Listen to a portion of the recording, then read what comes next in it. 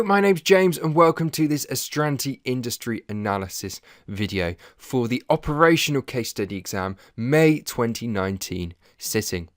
This time around we are of course looking at the vitamins, minerals and supplements industry, and our example company for this exam is VitaMine, an Eastland based manufacturer and retailer of vitamins, minerals and supplements and other health based products.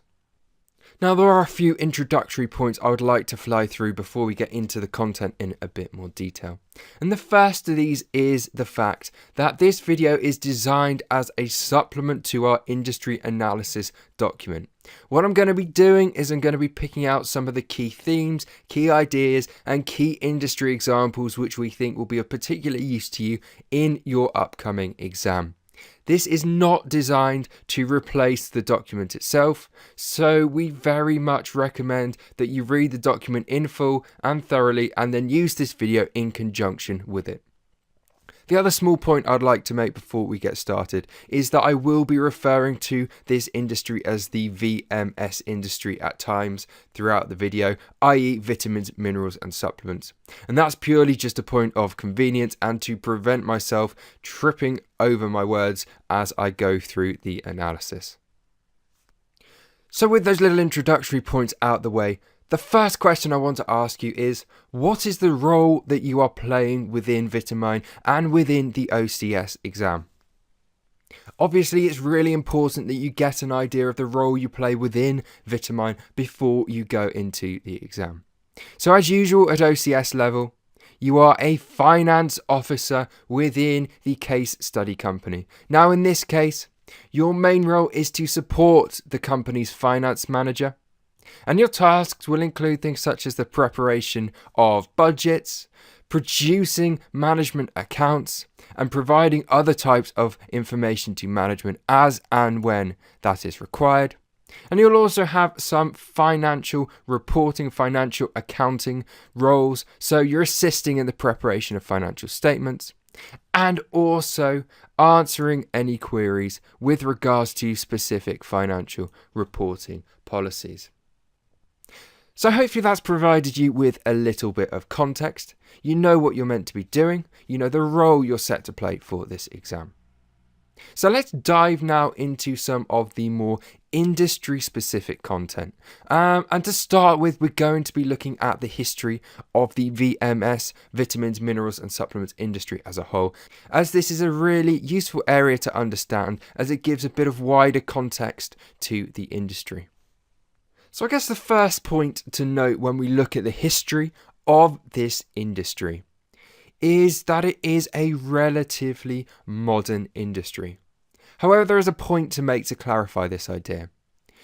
There has always been throughout history ideas about the need to eat certain foods and the fact that deficiencies in your diet can impact one's health.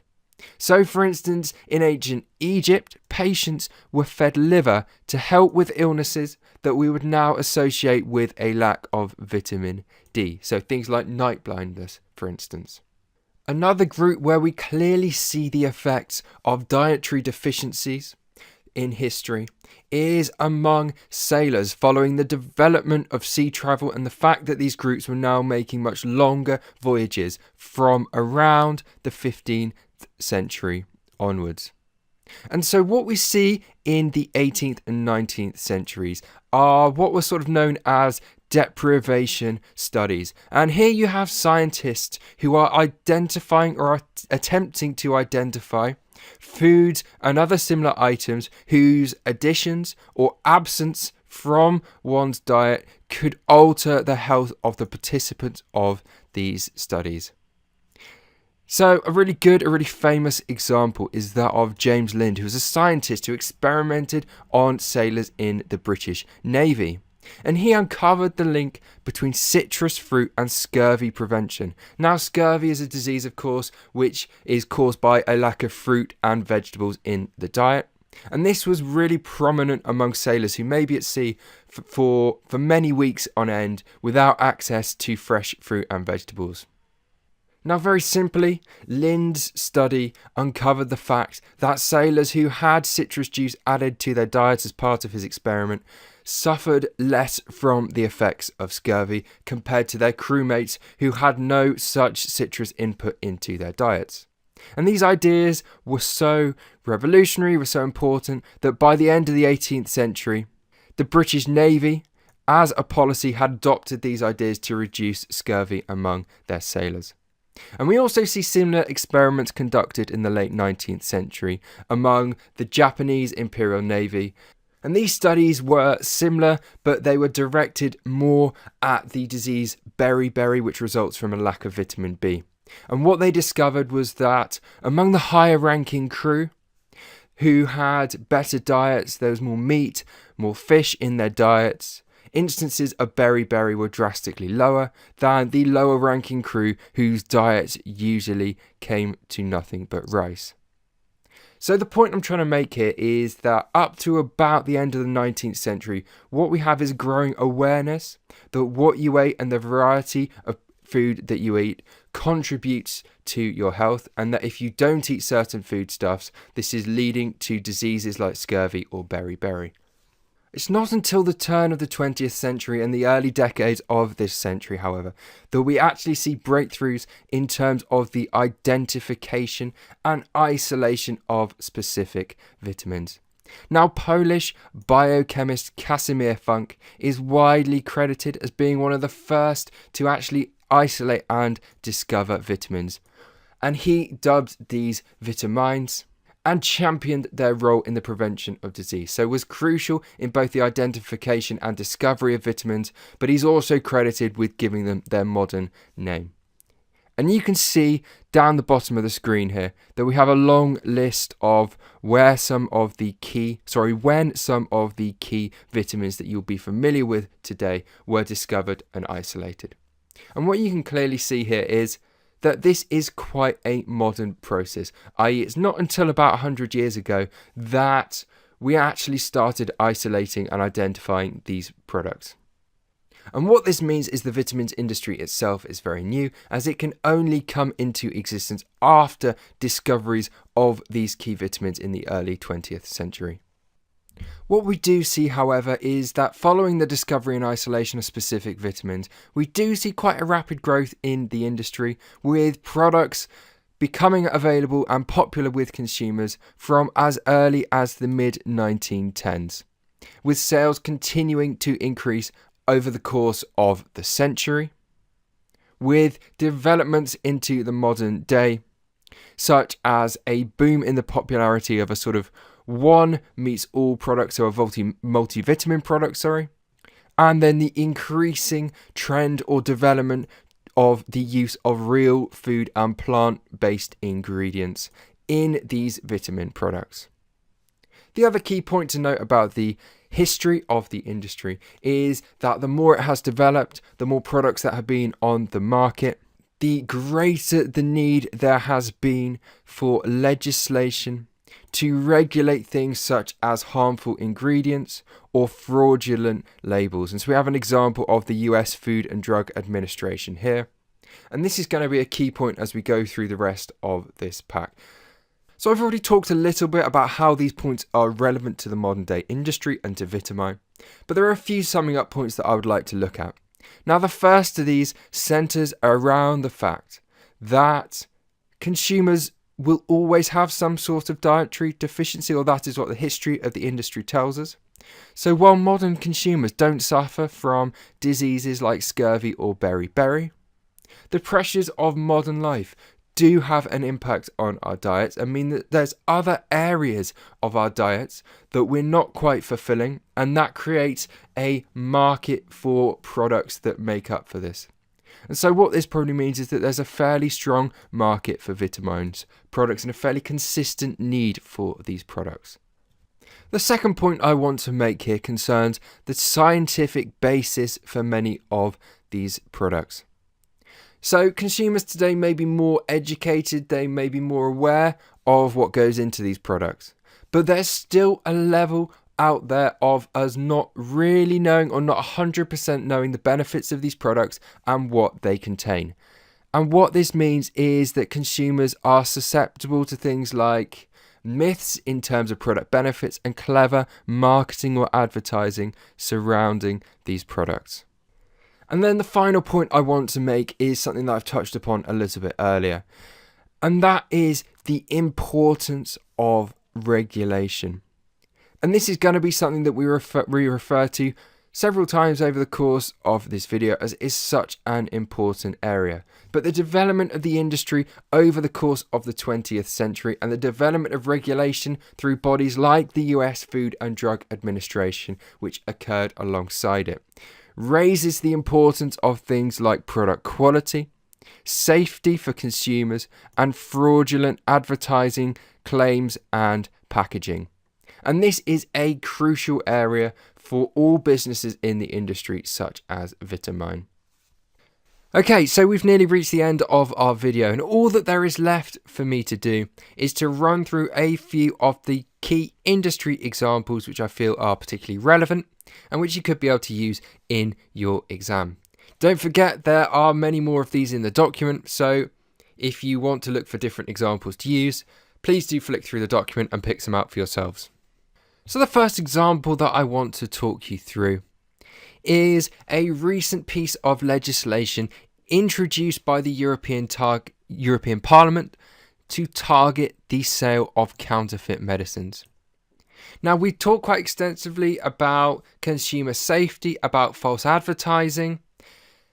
This is another area sort of linked in with the sort of legal, ethical side of the industry, which is a particular issue.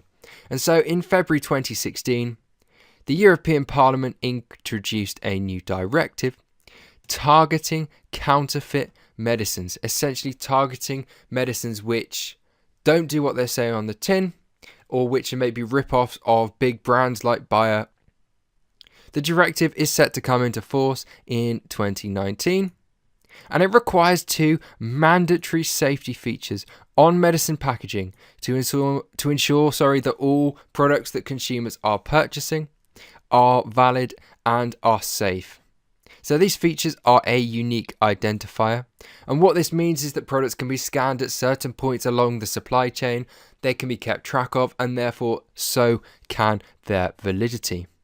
And the second of these is an anti-tampering feature being added to packaging. So essentially, whenever a packet is opened or altered or tampered with, the relevant supplier, the relevant piece of the supply chain knows, and they can then deal with this appropriately. Now, this is an example in relation to VitaMine of another piece of legislation that the company may be required to comply with, or maybe another type of legislation that the company may have to abide with. Given the expected tightening of legislation and oversight in its home market, this is therefore a highly relevant point. Of course, it also highlights another issue that the company has to be aware of in the industry, in that there may be companies out there who are maybe ripping off VitaMine branded products and producing counterfeit products instead. So this is another area that the company needs to be aware of. Having watched this sample, would like to take the opportunity to draw your attention to a few of the other products that Astranti offer in relation to the case study exams. Now, the first of these is a study text, and this study text is available for all 3 of the CIMA case study levels. This study text contains comprehensive advice on how to pass the relevant level case study exam. This is advice ranging from tips on how the exams are actually marked and what you need to do to get these marks, all the way through to actually writing style and other key advice. These study texts are then supplemented by course videos, and again, these course videos touch on some of the key ideas that you need to abide by, that you need to be aware of when looking to pass your case study exams. For individual sittings, we then produce pre-scene analysis videos. Now, these are a range of videos where an expert in the office dissects the pre-scene in minute detail, bringing out some of the key points that you need to be aware of, and really giving you a thorough understanding of the company for you to take into your exam. These pre-scene analysis videos are then supplemented by our industry analysis pack. Now you'll be aware of this if you just watched our sample video, but essentially what this pack contains is an analysis on the industry behind the fictional case study company. So we look at the industry itself, competitors, things like that, really dig into detail here so you don't have to do this as part of your revision. And then crucially, we compare this to the case study company. So what we have here is a video that you've just seen a sample of, but the main thing we produce in this regard is an industry analysis document. On top of these products, we then produce mock exams. So there'll be a range of different mock exams for each case study sitting. And these are designed to be as real life as possible, as close to the real life exam as possible. So we provide not only a range of mock questions, but we also provide comprehensive, detailed model solutions, if you like. So you can compare your answers with the model solutions produced by our experts in-house. On top of this, you can then also choose to have the solutions that you create to our mock exams marked and then personalized feedback provided by CIMA qualified accountants. Now, on top of all these options, we also offer a comprehensive masterclass. And what this masterclass is really good for is those sorts of people who maybe have decided to study for the exam at the last minute, or those of you who just want a sort of comprehensive overview of everything that the exam will cover. And so these are comprehensive recordings which you can either watch live or which you can watch as recordings, covering everything you need to know about the exam. And finally, we do have a lot of confidence in the quality of our material. So if you purchase our full course pack, and if you don't pass your exam, unfortunately, using this pack, then we will offer you a pass guarantee. Essentially, we will provide you with free materials for the next course sitting. So all that's left for me to say is once again, thank you very much for watching this video and best of luck in your exam from everyone here at Astranti.